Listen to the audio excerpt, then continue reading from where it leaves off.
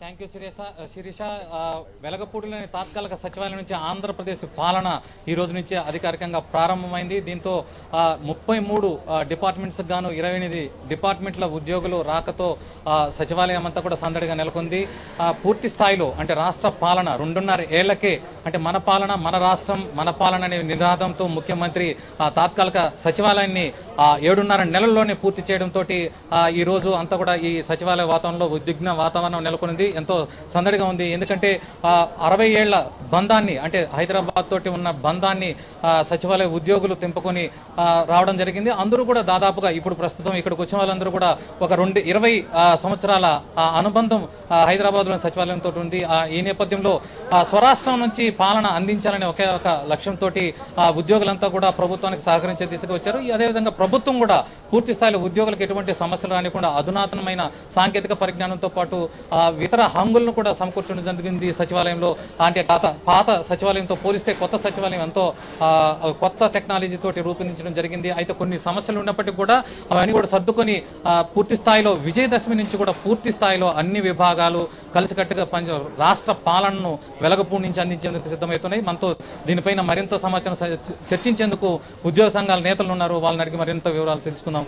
వెంకటేశ్వరరావు గారు చెప్పండి, కొత్త సచివాలయం ఎలా ఉంది? పనిచేసే ఆ వాతావరణం పూర్తి స్థాయిలో కనిపిస్తుందా? చాలా సంతోషం అండి. ముందుగా సచివాలయం నుంచి ఈరోజు వచ్చేసినటువంటి 28 శాఖలకు సంబంధించినటువంటి దాదాపు 1500 మంది ఉద్యోగులందరికీ కూడా ఏపీ రెవెన్యూ సర్వీస్ అసోసియేషన్ తరఫున వాళ్ళందరికీ కూడా స్వాగతం చెప్తా ఉన్నాము. నిజంగా మేమైతే ఈ క్రెడిట్ మొత్తం కూడా ముఖ్యమంత్రి గారికి చెందుతుంది. ఎందుకంటే మేము ఇంత త్వరగా దీన్ని పూర్తి చేస్తారనుకోలేదు. ఏదో ఇంకో సంవత్సరం పడుతుంది, ఆ తర్వాత కదా వీళ్ళు వస్తారని చెప్పి అనుకున్నాము. మేము లాస్ట్ 2-3 దఫాలుగా సెక్రటరియట్ ఉద్యోగులందరూ కూడా ఇక్కడికి రావాలి, హెచ్ఓడీలు రావాలన్నప్పుడు మేము మినిమం బేసిక్ ఫెసిలిటీస్ కూడా లేవు, రాకుండా అక్కడ రావడం చాలా కష్టం అని చెబితే కూడా కంపల్సరిగా రావాలనేటువంటి మా మీద ఒత్తిడి పెట్టకుండా మేము ఏర్పాట్లు చేసినాకే మిమ్మల్ని పిలుస్తామని చెప్పి మా ఉద్యోగ సంఘాలతో కూడా చర్చించి మాకు ఉన్నటువంటి ఉమెన్ ఎంప్లాయీస్ కూడా మరి అవసరమైతే వాళ్ళకి వసతి సదుపాయాలు కూడా ఉచితంగా కల్పించాలి 6 మాసాలు అని చెప్పంటే ఆ విషయంలో కానీ ప్రతి విషయంలో కూడా మేము ఏదైతే కోరామో దాని ప్రకారం అంతా కూడా సిద్ధం చేసి ఈరోజు అన్ని శాఖల్లో ఉద్యోగులు తిరిగడం జరిగింది. అందరూ కూడా చాలా ఆనందంగా ఫీల్ అవుతున్నారు. మేము ఊహించిన దానికంటే మరి చక్కగానే ఇటు ఉన్నటువంటి లోపల సదుపాయాలన్నీ కూడా చక్కగా చేశారని హ్యాపీ ఫీల్ అవుతున్నారు. ఈ విధంగానే అయినా మేము మా ప్రాంతానికి వచ్చామనేటువంటి ఆనందం కూడా వాళ్ళలో కనపడతా ఉంది. మరి ఈ రోజున రాష్ట్రం విడిపోయినప్పుడు కొన్ని బాధలు ఉన్నమాట వాస్తవమే. ఆ బాధలను కూడా అధిగమించి మన ప్రాంతానికి ఇప్పుడు మా టైంలో ఈ విభజన జరిగింది కాబట్టి కొంత నష్టం మా తరం కోల్పోవాల్సిందే. తర్వాత తరం వాళ్ళు మరి ఈ తరము పడ్డ బాధల్ని తర్వాత తరం పడకూడదనే మేము కూడా సాక్రిఫైస్ చేసి ఈరోజు మా వాళ్ళందరూ కూడా ఉద్యోగులు వారు చేసినటువంటి సాక్రిఫైస్కి ధన్యవాదాలు. మరి ఈ రోజున ప్రజలు ఇక్కడ ఉన్నటువంటి వాళ్ళందరికీ కూడా ఈ ప్రాంతంలో మన ప్రాంతంలో కూర్చొని మన ప్రజలకి మరి మెరుగైనటువంటి సౌకర్యాలు అందించడంలో ముందుండాల్సినటువంటి ఉద్యోగులు అందరూ కూడా ముందుండి చేస్తామని చెప్పి సందర్భం కూడా తెలియజేస్తాం. అంటే అన్ని బ్లాక్స్ని కూడా మీరు తిరిగి రావడం జరిగింది. ఉద్యోగుల ఫెసిలిటీస్కి సంబంధించి కూడా మీరు చూడడం జరిగింది. ఎలా ఉంది ఇక్కడికి? అంటే గత హైదరాబాద్లోని సచివాలయానికి ఇక్కడ ఉన్న సచివాలయానికి ఉన్న తేడా ఎలా చూస్తుంది? యాక్చువల్గా అంటే దీనికంటే ముందు ఒక మాట చెప్పాలి. 2.5 సంవత్సరాల క్రితం అన్ని సమస్యలు చుట్టూ సమస్యలే, ఇబ్బందులు, ఎన్నో ఇబ్బందులు. అయితే ఆ సమస్యలను సమస్యలు కాకుండా సవాళ్ళుగా స్వీకరించాం. 1000 మైళ్ళ ప్రయాణం కూడా ఒక్క అడుగుతోనే మొదలవుతుంది. ఆ దిశగా శాశ్వత నిర్మాణం ఏదైతే రాజధాని అనుకున్నామో దానికంటే ముందు ఒక అడుగు పడింది. ఇప్పుడు ఇంటరియం సెక్రటరియట్ ఏర్పాటు చేసుకోవడం, ఇంటరియం సెక్రటరియట్ కూడా అద్భుతంగా ఒక కార్పొరేట్ స్టైల్ ఆఫ్ ఫంక్షనింగ్తో ఉన్నట్లు కనపడతా ఉంది. అదేవిధంగా ఇన్సైడ్ మెకానిజం కావచ్చు, ఫైల్ ప్రాసెసింగ్ విధానం కావచ్చు, ఇవన్నీ కూడా ఇప్పుడు ఈ ఫైలింగ్ ఉంది. భారతదేశంలోనే మొట్టమొదట స్మార్ట్గా ప్రవేశపెట్టినటువంటి ఘనత మన ఆంధ్రప్రదేశ్ దక్కుతుంది. అయితే ఆ రోజు ఉన్నటువంటి పరిస్థితుల్లో 2G ఉండింది.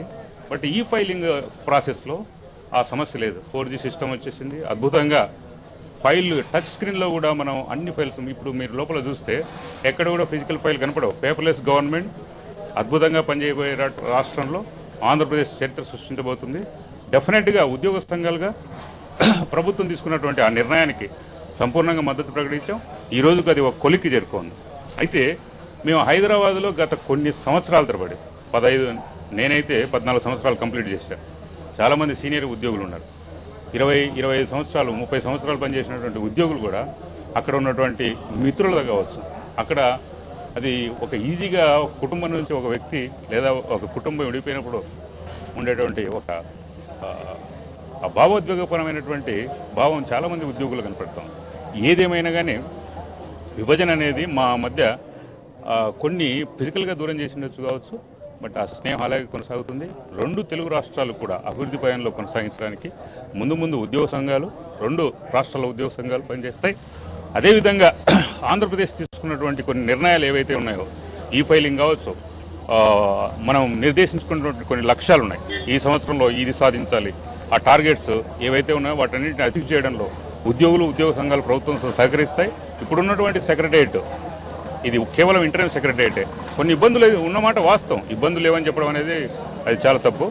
వాటన్నిటినీ కూడా వాస్తవిక దృక్పథంతో ఆలోచించి దాన్ని సవరించుకుంటాం.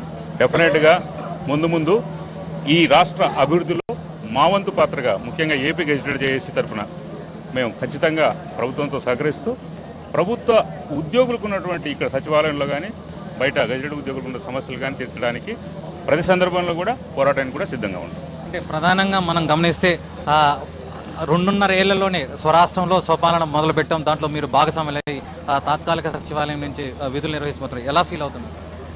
ఇది తాత్కాలిక సచివాలయం లేదండి, నాకు తెలిసినంత వరకు this is the first secretariat in entire ఇండియాలో ఇదే ఫస్ట్ సచివాలయం.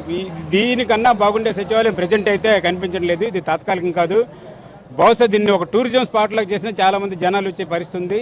అయితే ఇక్కడ సచివాలయ ఉద్యోగుల వరకు అని అనుకుంటే, సచివాలయ ఉద్యోగం 25 సంవత్సరాల తర్వాత హైదరాబాద్ నుంచి ఇక్కడ రావడం అనేది, పిల్లల్ని వదిలేసి వాళ్ళు కట్టుకుని ఇల్లు వదిలేసి రావడం అనేది, to shifting of an employee from Hyderabad to Velagapudi is a life time sacrifice అని ఎంప్లాయ్. ఎందుకంటే పక్కింటికి మారాలంటే మనకి ఎంతో కష్టంగా ఉంది. అలాంటి ఇంత దూరం మేము అక్కడి నుంచి వచ్చాము. బట్ ఈ సమస్యలన్నీ ఉన్నాయి. అయితే గౌరవ ముఖ్యమంత్రి గారు ఒకే ఒక పిలుపు మేరకు మేము జూన్ 27 తర్వాత వచ్చేసాము, ఏం జరిగినా పర్లేదని చెప్పి వచ్చాము. బట్ ముఖ్యమంత్రి గారు కూడా తాను ప్రత్యక్షంగా, తాను వ్యక్తిగతంగా ఇనిషియేటివ్ తీసుకొని ఈ రోజుకి రెడీ చేసి అందరూ వచ్చేటట్టుగా సుమారు 28 డిపార్ట్మెంట్లు అంతా గ్రౌండింగ్ అయిపోయింది. మిగతా 5 డిపార్ట్మెంట్లు వస్తున్నాయి. సుమారు 99% సమస్యలు అయితే తీరాయి. కొన్ని సమస్యలు అయితే ఉన్నాయి. అయితే ఎంప్లాయీస్ విషయంలో వ్యక్తిగతంగా చాలా సమస్యలు ఉన్నాయి. అవి ఉన్న కాలంలో ఇవన్నీ తీరుతాయని అనుకుంటున్నామండి. అంటే ప్రధానంగా ఇంకొక విషయం గమనిస్తే మనకు అలాగే క్లాస్ 3, క్లాస్ 4 ఎంప్లాయీస్ ఎవరైతే ఉన్నారో, తెలంగాణ నేటివిటీ ఉన్నటువంటి ఎంప్లాయీస్ 233 మంది ఆంధ్రప్రదేశ్ కేటాయించడం జరిగింది. వారంతా కూడా తమల్ని రిలీవ్ చేయాలని ఆంధ్రప్రదేశ్ ప్రభుత్వానికి మొరపెట్టుకోవడంతో ప్రభుత్వం వారిని రిలీవ్ చేసేందుకు ముందుకు వచ్చింది. అయితే తెలంగాణ ప్రభుత్వం వారిని స్వీకరించేందుకు ఇంకా ఉత్తర్వులు జారీ చేయలేదనే భావన ఇక్కడికి ట్రాన్స్ఫర్ అయినటువంటి తెలంగాణ ఎంప్లాయీస్లో కనిపిస్తుంది. తెలంగాణ ఎంప్లాయీస్కి సంబంధించిన శ్రీహరి గారు మనతో ఉన్నారు. వారిని అడిగి మరిన్ని విషయాలు తెలుసుకుందాం. సార్ చెప్పండి, మీకు తెలంగాణ ప్రభుత్వం ఏ స్టేజ్లో ఉంది? మీ రిలీవ్ కోసం మీరు ఎటువంటి ప్రయత్నం చేస్తున్నారు? సార్, మాకు గత 1-2 నెలల నుంచి మా ఫైలు ముఖ్యమంత్రి దగ్గర ఉందని చెప్తున్నారు సార్. ఉన్న జేఏసీ లీడర్లు అందరూ ఏమంటున్నారంటే, సీఎం కేసీఆర్ దగ్గర ఫైల్ ఉంది కానీ ఎవరికి అపాయింట్మెంట్ ఇస్తలేరు, మేము తొందరలో పోయి మీ ఫైల్ చేయించుకొని వస్తామని చెప్తున్నారు సార్. దయచేసి గౌరవనీయులైన ముఖ్యమంత్రి గారు, మరి బంగారు తెలంగాణ అన్నారు, తెలంగాణ తల్లి ఎక్కడ ఉంటే తెలంగాణ బిడ్డలు మరి అమరావతి తల్లి దగ్గరికి రావాల్సి వచ్చింది. దయచేసి మా యొక్క ఫైల్ మీరు సంతకం పెట్టి మమ్మల్ని 233 మందిని మీరు రిలీవ్ చేస్తే మేము వచ్చి హైదరాబాద్లో జాయిన్ అవుతాం సార్. మాతో సహా ఆఫ్టర్నూన్ ప్రైమ్ టైంలో ఇప్పుడు షార్ట్